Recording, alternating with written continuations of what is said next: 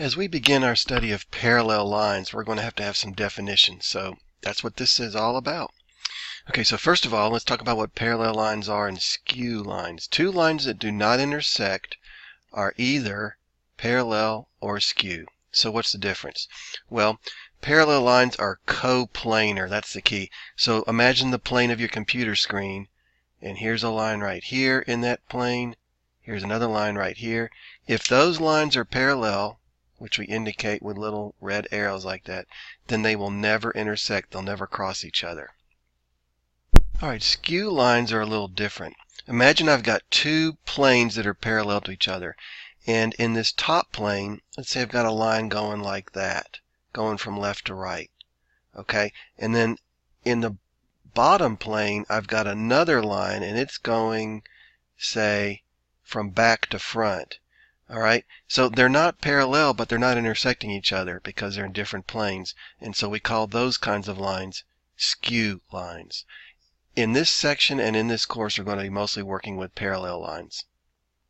Just like parallel lines do not intersect, parallel planes do not intersect. So let's say I've got a plane floating up here like this, and then right below it, I've got a plane that's parallel to it. Those two planes will never touch each other because they are parallel to each other. You can have a plane like this, and then you can have a line above it, and they never intersect because they're parallel. So you can have a parallel line and plane. And here's a theorem for this section. If two parallel planes are cut by a third plane, then the lines of intersection are parallel. Okay, so what we're saying is that plane X is parallel, that's the symbol used for parallel, to plane Y. That means that this orange plane will never intersect with this orange plane. If they have a third plane Z cutting through both of them, then I'm creating two lines of intersection. There's one line right there. There's another line right there. Guess what? Those two lines are also parallel. So line L is parallel to line N. All right, this is a real important definition, a transversal. A transversal is a line that intersects two or more, so you can have three or four, coplanar lines in different points. The lines do not have to be parallel. So let's say I've got three lines, okay? So I've got three lines right there, and I'll call this L, M, and N. So if I have another line that goes through all three of those, we'll call that line K. Line K is called the transversal of the lines L, M, and N. So your transversal is the line that goes right through all the other lines. Okay, if I have two lines cut by a transversal, well, that doesn't look very straight, does it? Hang on. Okay, so let's try that again. If I have two lines and they are cut by a transversal, then I create all kinds of angles. Okay, I'm going to label this angle 1, 2, 3, 4, and down here 5, 6, 7, and 8. Okay, so some angles are outside my two lines. I'll call this line L and line M. So some angles like 1 and 2 and 8 and 7 are outside. Those are called exterior angles. And some angles are inside my lines L and M, like 4 and 3 and 5 and 6. Those are interior angles. Okay, now alternate interior angles are angles that are in between the two lines and on opposite sides of the transversal. So angle 4 and angle 6 are alternate interior angles, and angle 3 and angle 5 are also alternate interior angles because they are in between the lines and they are on opposite sides of the transversal. Okay, so now that you understand how we describe angles with transversals, I bet you can figure out what the same side interior angles are going to be. So here are my two lines. I'll call that L again, and I'll call this M again, and here's my transversal. Okay, there's angle 1, 2, 3, 4, 5, 6, 7, 8.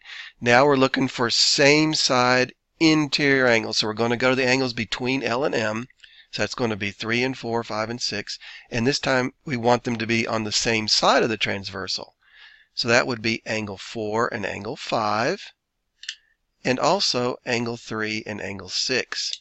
So same side interior angles on this figure are angle 4 and angle 6, angle 3 and angle 5.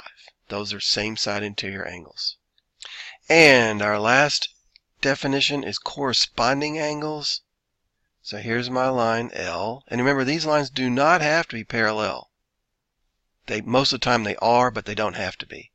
Here's my transversal. Angle 1, 2, 3, 4, 5, 6, 7, 8.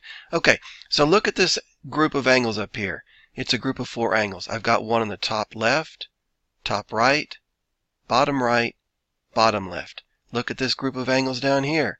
I've got a top left angle, a top right angle, bottom right, bottom left. Okay, corresponding angles occupied their same corresponding position. So here's my top left angle right here. I'm going to go to this group, and here's my top left angle there.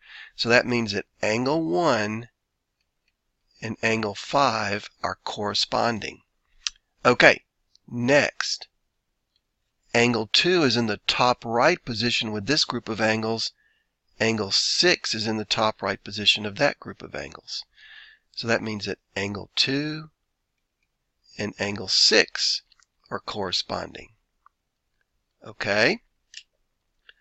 What's next? Well, this angle 3 out of this group of 4 is in the bottom right position. So I go down to this group of 4, and which angle is in the bottom right position? Angle 7. So angle 3 and angle 7 are also corresponding. And finally, out of this group of 4 angles here, angle 4 is in the bottom left.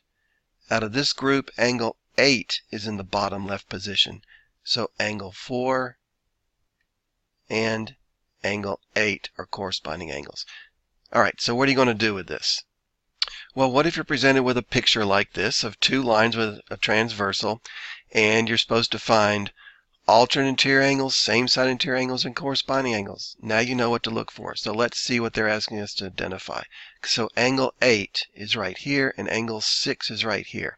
Okay, so out of this group of 4 angles, angle 8 is in the bottom left position, and angle 6 out of this group is also in the bottom left position. So those are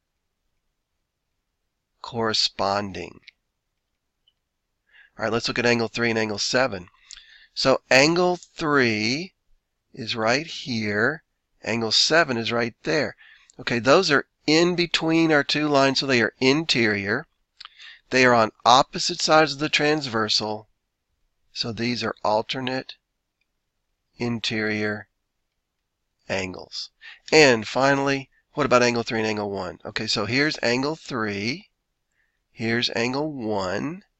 Okay, so they're not both interior angles, but notice that out of this group of 4, angle 1 is in the top left position. Out of this group of 4, angle 3 is in the top left position, so they are also corresponding angles. And that's all you need to know for definitions of things involving parallel lines.